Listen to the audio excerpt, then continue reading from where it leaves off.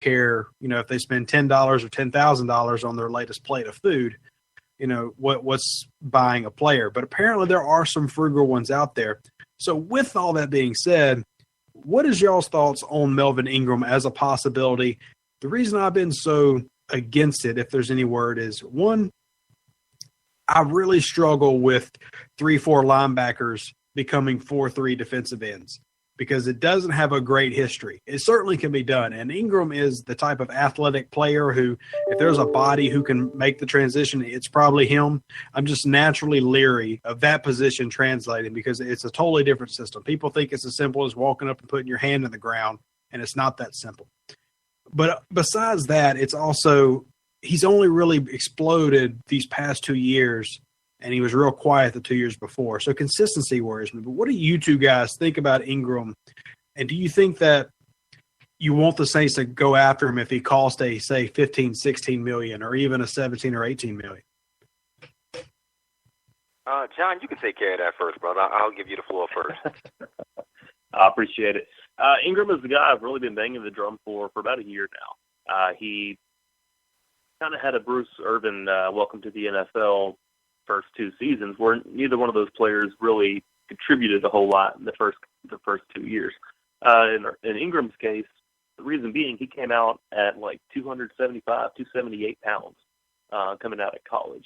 And so he's a defensive end, but he gets to San Diego and they want him to play 3-4 outside linebacker. So he has to drop a lot of weight. He has to learn new responsibilities. It took him a while to transition into the role San Diego had. Now we can put some of that blame on San Diego's coaching staff for not putting him in a position to succeed right away. But I totally get the question of consistency with Ingram. Now, since he has gotten his weight under control, I think he plays at like 255, maybe 260 now. He has been very productive. If you look over the last 2 years, he's gotten sacks and tackles for loss at a pretty consistent rate. He's really disruptive off the edge. And what's most impressive to me about his style of play is that he makes plays in space as easily as he does up the line of scrimmage. By that, I mean he's really mastered dropping back into those zone coverages in the flats, taking out running backs, taking away those tight end option routes that seem to kill the Saints on a weekly basis. He's everything that the Saints want Howell Kikaha to become if he ever gets his knee right. And let me interject just a second because if and this is I know an if, and I'm about to contradict what I said about players transitioning, but to me, because the things like his coverage ability have been highlighted so much by everybody I've talked to, if you're going to bring him in, don't take away what is apparently his strength. He would be slightly a little bigger than most 4-3 linebackers, but if he is that good in coverage, if he has the ability to drop back in zones, make him your weak side linebacker. Don't put him in the dirt at 4-3. Yeah, I understand that. And whenever Donnell Ellerby is missing his 12 games of the year, I'm sure that Ingram can fill in for him. But Ingram, I mean, he's a pass rusher first and foremost. And he's someone who, I mean, we saw this year where Dennis Allen likes to drop that other defensive end into coverage. He did it with Kasim Edebali a lot. He's done it with Paul Kruger more often than he probably should. But that's one of the ways he'll get away with his fire blitzes and his own defense is he'll rush heavy one side, then drop back to try to confuse. It just doesn't work. I get that, but here's another thing I have a problem with because a 3-4 linebacker is able to do this where a 4-3 defensive end is not. And I went back and watched a lot of Ingram film.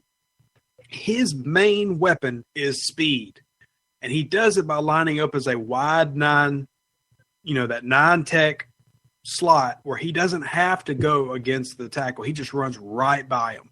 Yeah, I have seen him do a couple of bull rushes, couple spins, but it's not his best move. Putting him on the dirt in a 6-7 technique, which is what Dennis Allen shows, he puts his defensive end in basically the entire game. That speed is not going to be as strong as it is in the position he's playing. You just can't expect that to translate and become that same 8 sacks a season. He'd have to develop a better repertoire of moves, enhance his spin move, enhance his rip moves. because when he's able to line up on the outside in San Diego with that wide 9, almost no offensive tackle is going to be able to catch him. He's going to dip and get past you. But when you have to have your hand in the dirt across from a guy, that speed's not able to do as much as it was when you're lined up outside. And that really worries me because I don't want to become a thing where we spend this much money and then he gets 6 sacks when you're expecting this caliber type guy to get 10 sacks. You know what I mean? Yeah, and something that's a valid concern, something I've noticed with Ingram really in the last probably the second half of the 2017 season, he's really done a good job of converting speed to power, of getting that quick get off at the snap and then just hammering the offensive tackle head on, working through the block and getting his pressures. And I've seen that too. But then again, we're getting back into that whole, do you really want to pay $16 million for what you've watched in 8 games of improvement? I mean, we're talking a lot of money here. I mean, we're not trying to pick up a guy for 10. Ingram's going to get top dollar wherever he goes. Yeah, and something else I think about is how is his presence going to affect Cam Jordan? How's it going to free up Sheldon Rankins and Nick Fairley to go out and make plays? Yeah, I mean, it's one of those, and I said this on Twitter, I'm not against getting him. I'd rather get him than nobody at the position to improve it. But in my mind, I just keep going back to it seems more likely that a team like, say, Denver, who is not going to have DeMarcus Ware returning, that's the kind of team that you would see, because think about Miller and then Ingram on opposite sides of each other. I mean, just quit now while you're ahead. That would be an amazing pass rush, which they already have an amazing pass rush with Ware not being the Ware he was in Dallas. I just see that as a more likely type chase than I do the Saints in the Dennis Allen style defense. And like I said, I'm really trying to keep an open mind because everything that you're saying is 100% accurate. I mean, the guy is a physical freak. I mean, he's got the measurables. He's got the intangibles. It's just I'm really struggling with, do I think that he can translate that in our style defense? And you're right. With guys like Nick Fairley, Sheldon Rankins, Cam Jordan, it's not like he'd be facing a ton of double teams or anything. He would have free reign to work one-on-one. I just don't know if I've seen enough to think that he's strong enough to do that by himself, man up on a 310-pound guy.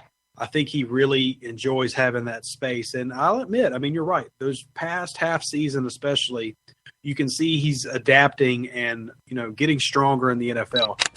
But when I'm thinking of, we've got $36 million, we've got to sign Fairley, who's going to cost hopefully only between $6 and $8 million. You've got linebackers you've got to target. I've already got a corner I really want us to target, that guy out of Houston, but he ain't going to come cheap. That $36 million starts to evaporate real quickly when you're signing a guy for $16 to $18 million as your pass rusher. Right, and that goes back to what we mentioned earlier with prioritizing where you're spending those resources. If we can kind of roll the dice a little on someone like Ingram or Chandler Jones at that, let's say, $16 million figure, should we do that, or should we instead look at someone who may be a better value, like Nick Perry out of Green Bay? Perry actually had 11 sacks this year. He was one of only a couple defensive ends to break that double-digit milestone.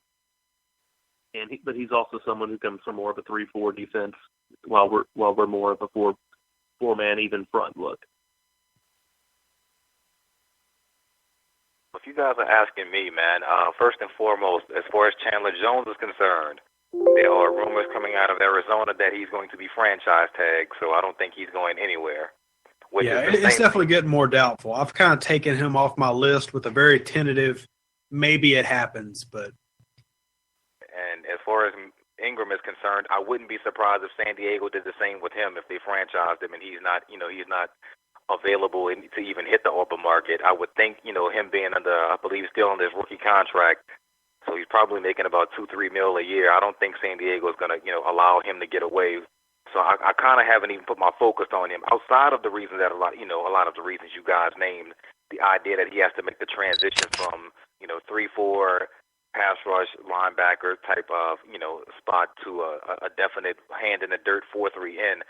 It concerns me. It's not that I don't think he can or can't do it. It's the idea that it's concerning. I'd rather I'd rather see the Saints not even spend money free agent-wise on a pass rusher. Personally, that's just me. Because if you're thinking pass rusher and free agency, you're thinking guys like Ingram and Jason Pierre-Paul and all these other guys who are probably going to be breaking the bank. I believe Cam Jordan makes about $8-9 million a year right now, and they're a better pass rusher than he is, so they're going to come in around the $12 million per year mark. I'd rather see that money spent on a position of need that you have to get right, which is maybe cornerback. And I'm a Tremaine Johnson type of guy, man. I believe, he should be making the money that Janoris Jenkins is making. If you can get him on a better deal, great. If you can't, sign him to the same type of deal that his compadre got. But I'm more of a guy, if you're going to spend that type of money, man, get it on a position to where he can make an immediate impact. And I think as far as pass rush is concerned, I think it's a lot easier for a pass rusher to come into the league via the draft and make an immediate impact than if you try to sign a cornerback and make him, your lockdown corner, as a rookie coming in. I don't believe that. I know they got some good ones in the draft, but I don't see anybody coming in the league, coming in this draft that's going to be a shutdown corner for you. There's some good corners. I would say in terms of rookies, I don't like a lot of the corners coming out to be my number one, like have to come out and face Julio Jones twice a year by themselves. There are a lot of guys who I could like as my number two, which goes back to me really wanting to sign a couple of these corners. But keep this in mind. The number one killer for cornerback in the NFL is age. Most of them don't make it past 27, 28. I mean, very rare do you see somebody approach that 30 number. And even a lot of the rookies, 4 years in the NFL, and they're out. It's a tough position that doesn't get better with age.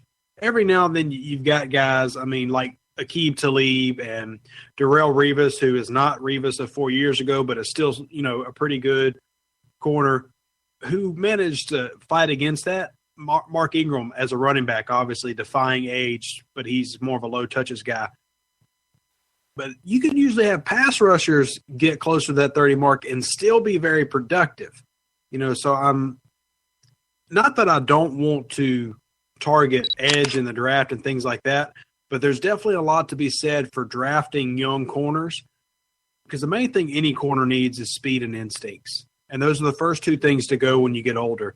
And unlike in the NBA where the Michael Jordans and the LeBron James were able to beef up, get stronger to make up for things like losing their elite speed, like maybe not a lot of people notice that, but if you go back and watch, if you can find the tape, early Jordan, or for more recent NBA fans, early LeBron James, those amazing, oh my goodness, how do they do it type plays came in their younger years, and they really don't happen anymore. Well, that's because, you really are most athletic in your early 20s, and then you get a little older to compensate for you not being as athletic, you become strong.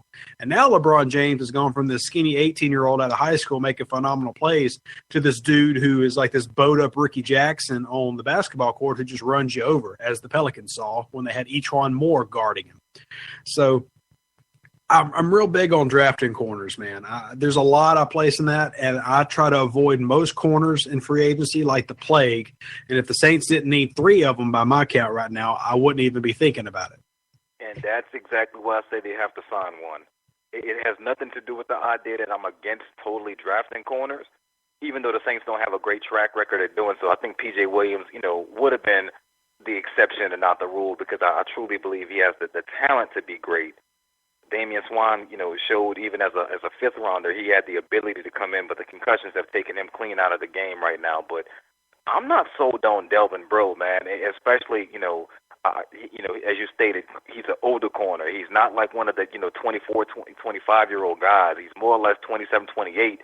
And I don't really believe, once you get leg injuries as a corner, it's all downhill from there. Well, so, I think he definitely implies. I want John to get his opinion on this. Keep in mind, guys, we're at 10 o'clock. We can run as long as we want, but let's not be long-winded for the sake of it. My issue with Breaux is a man-to-man pressure corner. And I didn't see a lot of things like cover 2 under or cover 1s or cover 3s from Dennis Allen this year, which showcase a lot of cornerback man coverage. So my big concern is, and we really didn't get to see it this year because he's obviously wasn't healthy when he came back. But, John, what do you think? Do you think that Delvin, who is a man corner, can adjust the play style and play a zone corner and be very effective in DA system, or are you kind of more towards